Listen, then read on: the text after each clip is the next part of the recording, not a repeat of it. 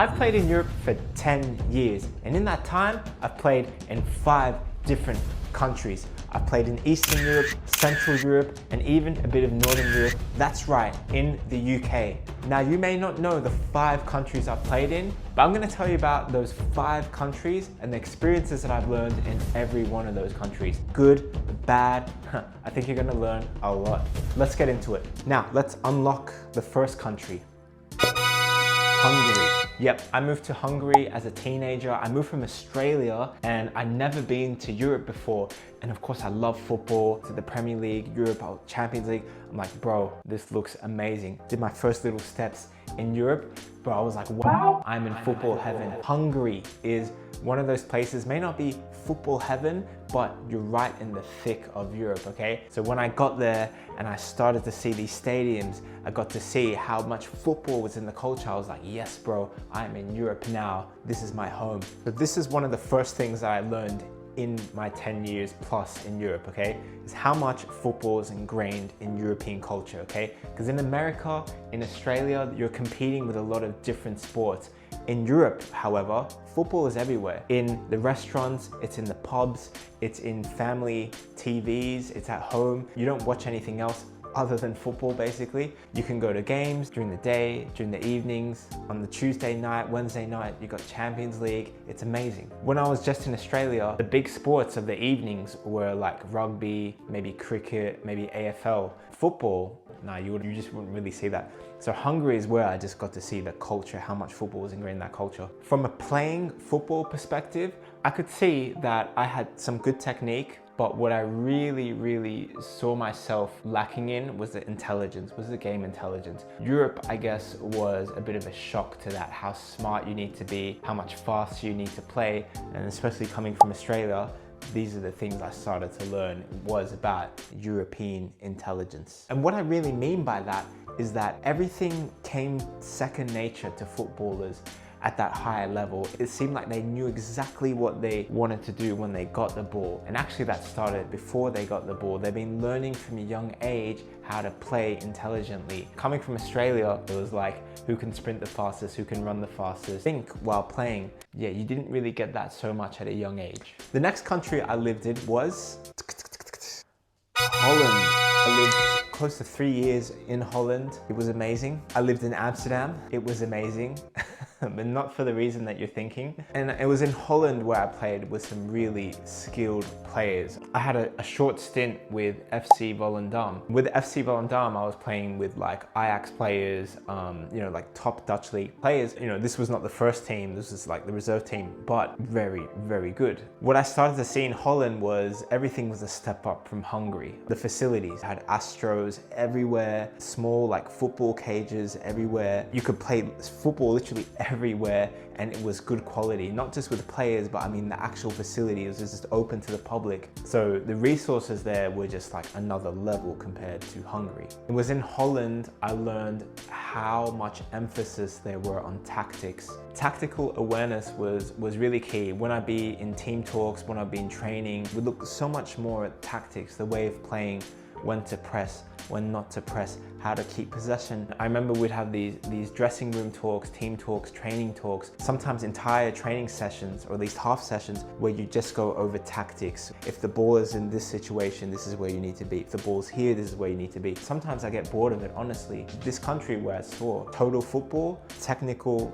development was really key, but that tactical development was another level. Players were really intelligent. Look guys, a lot of Dutch players, they really do not look that athletic. It's just not that culture or environment, but they are tactically very good, tactically very astute. That culture is really strong. And the last thing I'd say about this is technically, bro, everyone could play. I'd argue that there were so many amateurs that technically were probably just as good as pros, because they just learnt that so young. It's in the culture, it's in the Ajax methodology, it's in that total football methodology. So, but tactically, another level. And last thing was the fans, Orange. I won't even get into it, but it was really fun to be part of. And then the next country is Switzerland. I think in many ways, Switzerland is similar to Holland in the culture and the society, in that football is everywhere. You have great facilities, you have Also these cages, maybe not street football cages, and don't have those like street ballers as you did in Holland. So like the public facilities are awesome in Switzerland, they are awesome in Holland. The second big thing about Switzerland is something called Vereinsculture. And Vereinsculture basically means like strong community ties. Football clubs are really part of the local communities. And that doesn't just go for the professional teams, because I can tell you in Bern, the Young Boys Bern is like, everyone in the city is a fan. It's such a big part of the culture, but even more so, deeper into the neighborhoods, every neighborhood has a club. And the neighborhoods are all really connected to the club. Everyone knows the football club. And this is Vereinsculture. And Vereinsculture means also as a player that you're expected to be really involved in the club. Sometimes that means like volunteering, okay, like coaching the younger teams, fundraisers, like just being part of these like community events. A big kind of tradition that always happens in Switzerland, and all the clubs I played for, they really have this where do like runs to do like fundraising for some charity thing. I've done bingo where you like serve drinks. Don't even get me started. But basically this really differs from other clubs like in America or the US, where because the model there is like more for profit and the clubs earn money from you, it means, you know, that the club that you're part of, you may not feel as much loyalty to that. Third thing about Switzerland is punctuality. If you're on time, you're late. You have to be early. Being early means you're on time. Discipline, structure, yes means yes, no means no. That's a big thing in culture, but it's a really big thing with the football. Big thing about Switzerland, okay, if you play here, if you join a team, be decisive. You'll get away with being indecisive in other countries. In Switzerland, you gotta be decisive. The next one is the UK. Played in England, I've played in Scotland. I was at a club called Montrose FC. Obviously with the headquarters of Train Effector being in London, there's a lot I've seen and experienced in London. Now, compared to Switzerland and Holland, guys, the UK, with the public facilities they have for you guys to be able to play on, it's just, it doesn't exist nearly as much as it does in Switzerland and Holland. Like the UK with that, like really needs a lot of work. Every nice field that there is, like you literally have to pay money to play on. I think the big thing about England for me is always going to be the speed and the fast-paced nature of it. I feel like in England, everything happens so quick on the pitch. 1-2 touch when you're at those higher levels. It can be physical. The thing with the higher leagues and the lower leagues, there really is a big difference. Like as you get down lower in the leagues, the pace does drop. I feel like there's a big difference, more so than in other European countries. It's hard work and you're expected to go 100% in every challenge, every tackle, win the ball. Who cares about what the other guy looks like, thinks like? You gotta, boom, get in there hard.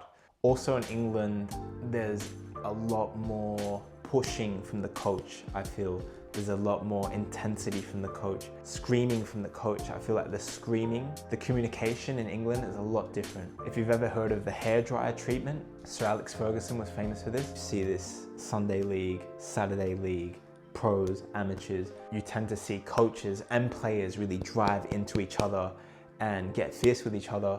I'm not saying that doesn't happen in other European countries, but in the UK, I think this is the most. If you're not used to that and you're an outsider that comes in, you might take offense to it, but really that's just part of the culture, it's part of the game. The funny thing as well with the teams in the UK is like, sometimes I wondered about loyalty. Sometimes I've been in teams, in environments, and players just come in and out. And it really almost felt like there was no loyalty with the coach, no loyalty with the players. Teams were just teams with no culture, no real connection to the club. Where there's a Vereinsculture in Switzerland, you came to an environment with a club, you felt like you were being welcomed into the club. So in that aspect, I actually felt like England, Scotland, different parts of the UK can feel colder. So yeah, look guys, I played in 5 countries: England, Switzerland, Scotland, Hungary, and Holland. I've also obviously played in Australia, so I'm really grateful to have had these different experiences where I can compare and evaluate and look at the different little details. But if you guys are embarking on your own journeys, you want to move to Europe one day, well, hopefully my experiences can give you a little bit of relatability and give you a little bit of what to expect. Woo, really cold now, but we're going to the gym. We don't stop.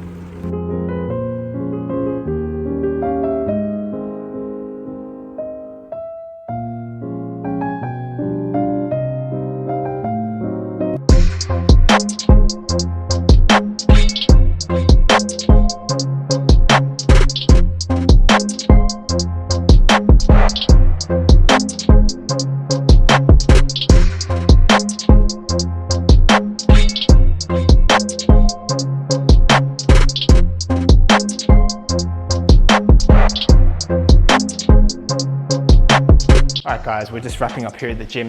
It's been day 96 of the 100-day challenge. Like what? But guys, I feel as energized and motivated as ever. Gym sessions shouldn't be draining all the time. Actually, sometimes you need to be at the end of it and think, yeah, I got more energy. Made sure I have a workout like that. So tomorrow we have a team training, hopefully. Stay tuned for the team training and who it's gonna be. Another MC gym and another day of the 100-day challenge sorted. Hope you guys enjoyed the 5 countries. What's your favorite country to play in? Let me know in the comments below. Salute, still my salute, fam. Peace.